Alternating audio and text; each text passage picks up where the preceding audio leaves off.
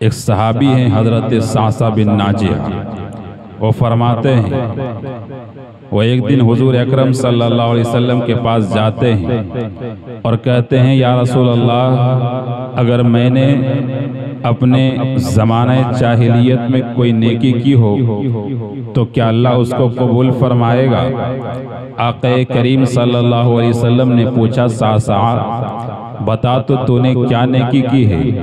حضرت صعصع فرماتے ہیں کہ میں ایک دن دیکھتا کیا ہوں کہ ہماری دو اونٹنی گم ہو جاتی ہے، وہ دونوں کہیں چلی جاتی ہے، میں تیسری اونٹنی پر سوار ہوتا ہوں تاکہ ان دونوں اونٹنیوں کو تلاش کر سکوں، چنانچہ میں جنگل کی طرف چلتا ہوں۔ وہ صحابی کہتے ہیں کہ میں جنگل کی طرف چلتا رہا یہاں تک کہ میں پرانی آبادی کے پاس جنگل میں پہنچ گیا۔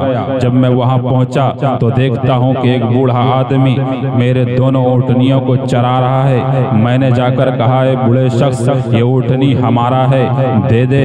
چنانچہ وہ بوڑھا کہنے لگا، اگر یہ اونٹنی تمہاری ہے تو لے جاؤ۔ لیکن جب میں وہاں بیٹھا، اس بوڑھے نے کھجور منگوایا، پانی منگوائی، میں کھجور کھا ہی رہا تھا، پانی پی ہی رہا تھا کہ اندر سے ایک بچے کے رونے کی آواز آتی ہے۔ وہ بوڑھا پوچھنے لگا، بتاؤ اے شخص، یہ بچی پیدا ہوئی ہے، بچہ پیدا ہوا ہے، لڑکا ہوا ہے یا لڑکی ہوئی ہے؟ وہ شخص کہنے لگا، وہ صحابی کہتے ہیں میں نے پوچھا کہ بتاؤ اگر بیٹی ہو تو کیا کرو گے؟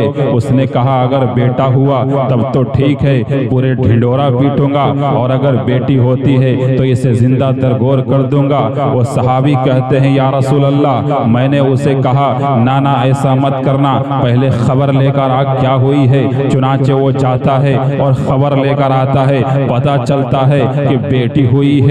اب وہ شخص پوچھتا ہے کہ بتاؤ اب کیا کیا جائے؟ وہ صحابی پوچھتے ہیں تم کیا کرو گے؟ اس شخص نے کہا زندہ درگور کر دوں گا، اسے کفن دفن کر کے دفن کر دوں گا اور اسے اندر زمین میں گاڑ دوں گا۔ اب میں نہیں چاہتا کہ میں کسی مرد کے سامنے، کسی لڑکے کے سامنے اپنے سر کو جھکاؤں، کسی کو داماد بناؤں۔ وہ شخص کہتا ہے کہ میں اسے مار ڈالوں گا۔ چنانچہ وہ صحابی کہتے ہیں یا رسول اللہ، میں نے اس سے کہا کہ اسے مارنا مت، اسے مجھے دے دے، اس بیٹی کو مجھے دے دے، میں تجھے اونٹنی دے دیتا ہوں۔ وہ شخص کہنے لگا کتنی اونٹنی دے گا؟ میں نے کہا یہ دونوں اونٹنی جو تو نے رکھا ہے یہ دونوں رکھ لے۔ وہ شخص کہنے لگا نانا، دو ہی نہیں بلکہ جس پہ تو سوار ہو کر آیا ہے وہ بھی اگر دے دیتا ہے تب تجھے میں اپنی بیٹی دے دوں گا، تب تجھے یہ بیٹی لے جانے دوں گا۔ وہ صحابی کہتے ہیں کہ میں نے کہا ٹھیک ہے تو یہ بھی لے لینا، لیکن ایک شرط ہے کہ کسی آدمی کو بھیج دے تاکہ یہ اونٹنی پر مجھے سوار کر کے گھر تک چھوڑ دے،